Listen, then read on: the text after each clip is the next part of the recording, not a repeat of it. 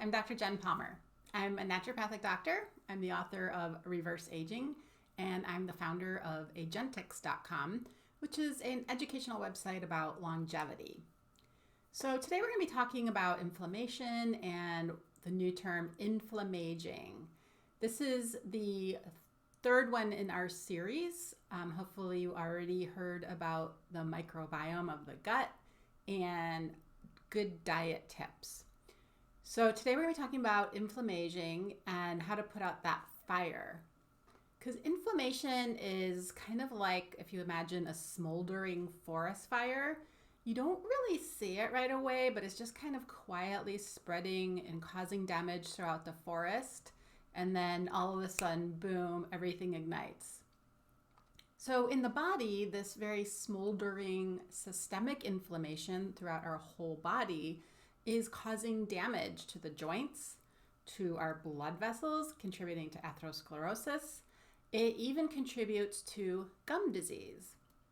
And so we call this inflammaging. This is when this low-grade systemic inflammation is going on for a really long time, and it's slowly spreading throughout the body and speeding up the aging process, which is definitely what we're trying to avoid here. So this is called the hallmark of inflammaging. It's one of the main hallmarks of aging, and it's a pretty important one. And it means that this inflammation is uncontrolled and lasting a really long time. Now, the exact mechanisms behind inflammaging are still being researched, but we do believe that it can be triggered by things like a chronic infection or being sedentary or, not active enough. Obesity is definitely a trigger for inflammation, and having a really poor gut microbiome, which we talked about earlier, triggers inflammation for various reasons. Not getting enough sleep, getting too much stress for a very long time, chronic stress, and not eating well, smoking, and toxins are definitely things that trigger inflammation, especially long term.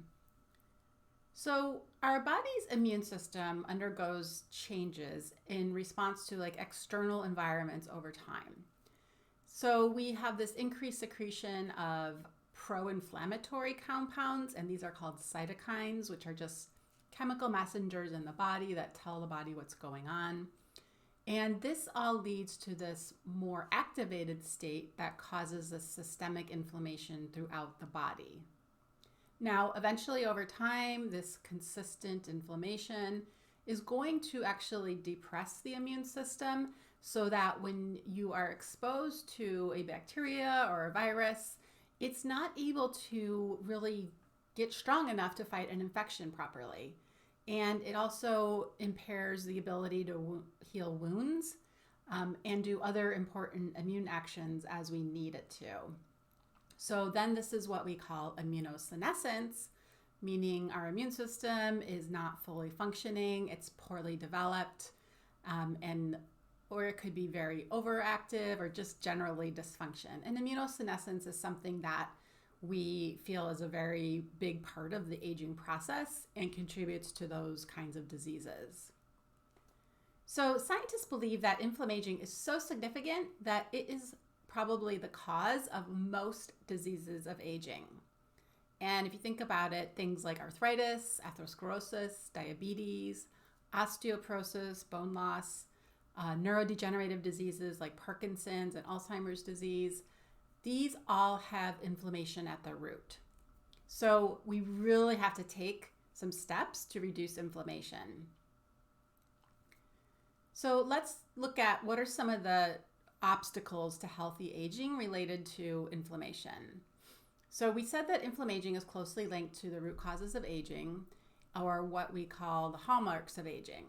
And I have a lot of information about this on my website, agentics.com, and I go into detail about all these topics.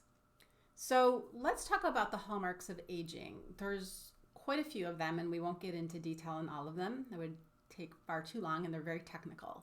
But if you think about them in putting them each in a circle, there's about 13 at this point.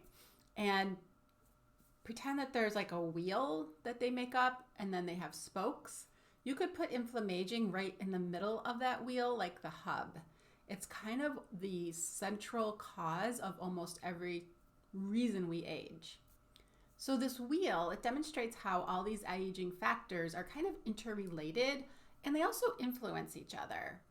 So everybody has a very different combination of factors that are causing their aging. So we all experience it differently. Some people are prone to developing arthritis. Some are losing bone density, have a fall, a break, which can shorten your lifespan. And some people are having cognitive problems.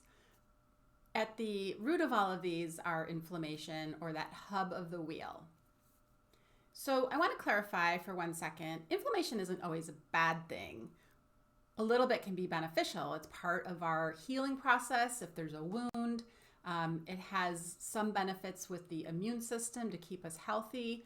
And so we want a little bit of inflammation, especially appropriately. We don't want it chronically long term.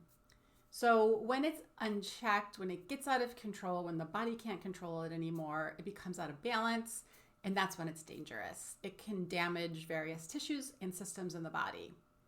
And so when it gets to this level where it's out of control and we just can't rein it back in, it becomes what we call inflammaging, which is very damaging to the aging process. Now, one of the hallmarks I'd like to point out is inflammaging is closely linked to cell senescence.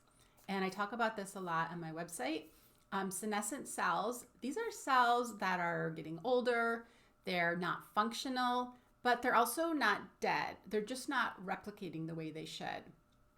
They cause a problem. They're kind of troublemakers. If we don't get rid of them and clear them out, they will trigger inflammation to all the neighboring cells and make it spread a lot farther. And so this causes aging process to accelerate. So we do want to get rid of those senescent or dead cells. Another cause of inflammaging is when a certain process called autophagy, which is a form of cell recycling or cell repair, if that's not working properly in our body and we're not fixing cells that are just a little bit broken, then we're going to have these dysfunctional cell parts that accumulate and again cause inflammation and speed up the aging process.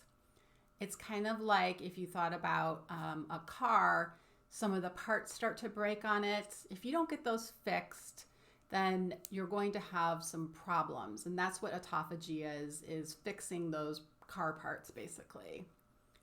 So if you want to get more into the science, we'll have some later advanced modules where we'll talk about cell senescence and autophagy more in depth.